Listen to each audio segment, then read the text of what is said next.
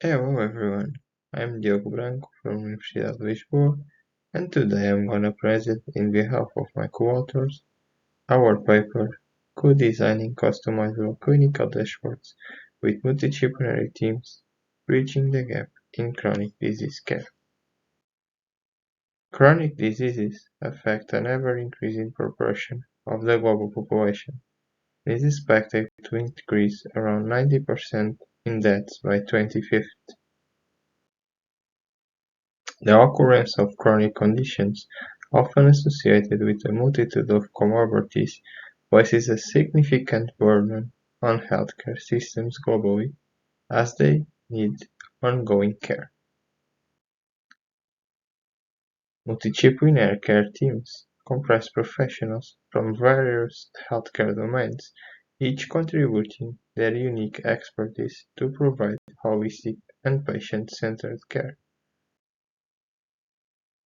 The communication challenges within these multidisciplinary teams arise from available mechanisms to share information, often consuming valuable time for clinicians.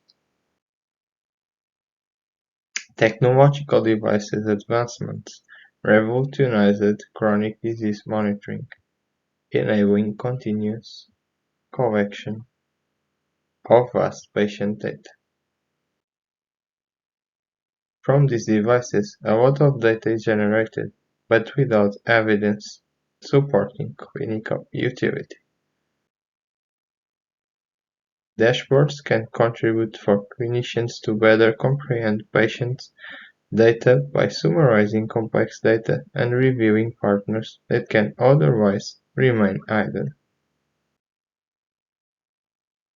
Dashboards for multidisciplinary care teams face unique challenges that are overlooked in traditional ones, like the need for information sharing between different teams. So our goal with this study was to explore the challenges and opportunities of multidisciplinary clinical dashboards as tools to support clinicians caring for people with chronic diseases. Now I'm gonna go in more detail about our methodology. We did a two-phase study. We started in phase 1 with a focus group, and then in phase 2 we did a workshop. In phase 1, we did a focus group with 5 participants, and then 6 more participants joined for the post-section asynchronous activities. Participants were from different clinical areas like neurology, physiotherapy, and others, and were all from a tertiary private clinical institution that focused on neurological conditions. We asked people to iterate to fill different boards, A3 paper sheets, with examples of activities, devices, and data outcomes relevant to patients monitoring. Foster further discussions, consolidate information behind the sections. We translated the final state of the paperboards into format, and the participants were able to continue providing more information in the asynchronous post-session activities. We created an affinity diagram from the information collected during the study. Then, after a group discussion between the researchers, we achieved a consolidated diagram. After phase 2, we integrated the results from the diagram within themes created in this phase. In phase 2, we did a workshop with 15 participants. We had 6 sessions, one with each clinical area. Sessions were divided in group discussion about current support of technology and future envision for clinical practice. Then, we asked participants to design individual dashboards using whiteboards, markers, and magnets.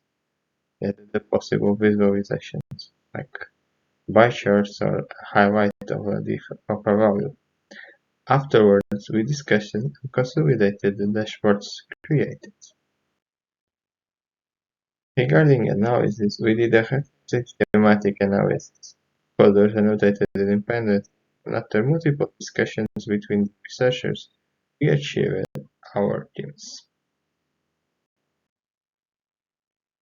Our research question: how do multidisciplinary teams of clinicians perceive, adapt, and ideate dashboards for long-term multidisciplinary care? Now, regarding the findings, I will only focus on 3 of the 4 teams.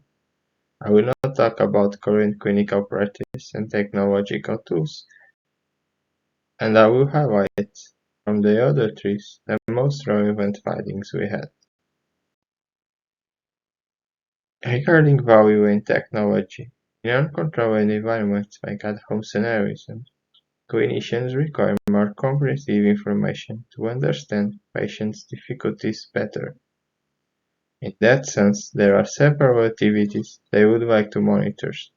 These activities encompass various aspects of daily life, including basic routines like dressing, hygiene, and sleeping, leisure activities like dancing, reading, and writing, and exercise-related activities like walking and swimming.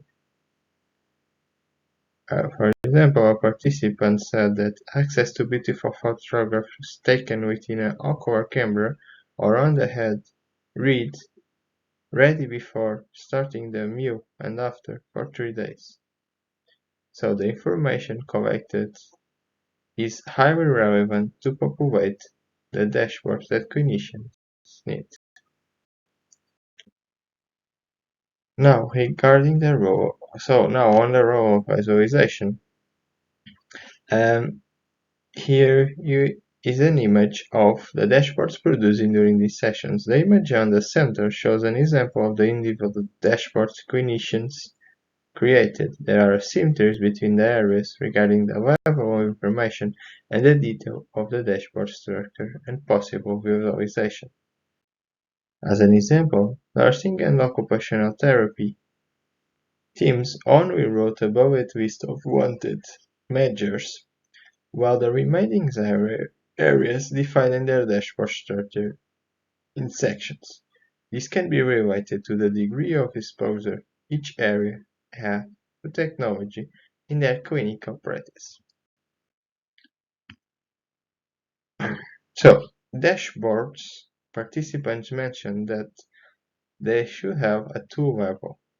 In the first one, all clinical teams share general information about the patients, information about the internment, and a summary of the most relevant results for each area, and this should be defined by each one of the clinical members of that area. A second one with the details of each clinical assessment by area. Customization should be in this dashboard to incorporate templates that are designed to promote presentation easiness can significantly enhance this dashboard's effectiveness. Moreover, the option to customize these templates impacts the flexibility of use for clinicians, and they also can capitalize on templates devised by others that are established upon application creation, formatting, and tailored them to align with their needs. Dashboard should be dynamic, so the participants emphasize the need for different modification of information within the dashboard during clinical assessments, so they can retrieve current and past outcomes while inputting the latest data and additional notes. This underscores the demand for a dynamic dashboard that allows real-time data visualization, editing, and updating. This dynamic aspect should extend beyond the dashboard, enabling external application or professionals to modify and update information. Such adaptability serves to enhance flexibility during and behind assessments.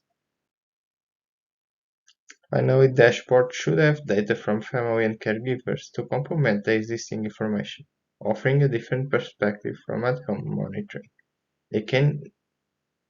Both family and caregivers can use applications to report on the daily routines of their relatives or regarding biomarkers. Now on the sharing in multidisciplinary teams, clinicians benefit from using information from other areas, and some areas share common interests like nutrition and speech therapy. And by having access to information from other areas, they avoid repeating procedures. For example, this was mentioned by a participant and one that says that we don't need to repeat procedures. And also OT1 said that by sharing, they can adapt interventions to patients' needs more effectively. In specific, the indirect sharing that participants mentioned are related to the platforms that hold patients' information. So the amount of information present in these platforms can be sometimes difficult for them to extract the relevant information. So they consider that apps should have a summary that guides them the most information shared that is shared by other team members or other clinical areas. For example, P3 said that for us, having access to the cognitive part and see something summarized helps to understand if it's just the motor part that is affected. So now, let's go to the implications of our study. Regarding supporting multidisciplinary team collaboration, the multidisciplinary dashboard should include adaptable features and mechanisms to foster dynamic customizations to support individual needs. Dashboards should promote the communication between clinical teams to expedite information sharing. Supporting the clinical collaboration with others, so the family and caregivers can contribute more data to complement information.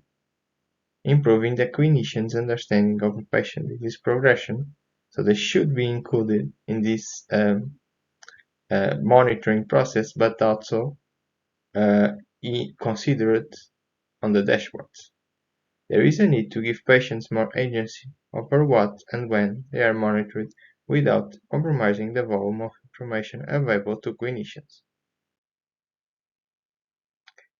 In the enhancing awareness throughout customizable dashboards, the customization allows clinicians to adapt real-time data exploration during the appointments, so the organization and presentation of visualizations within dashboards can significantly impact their utility and effectiveness in clinical practice.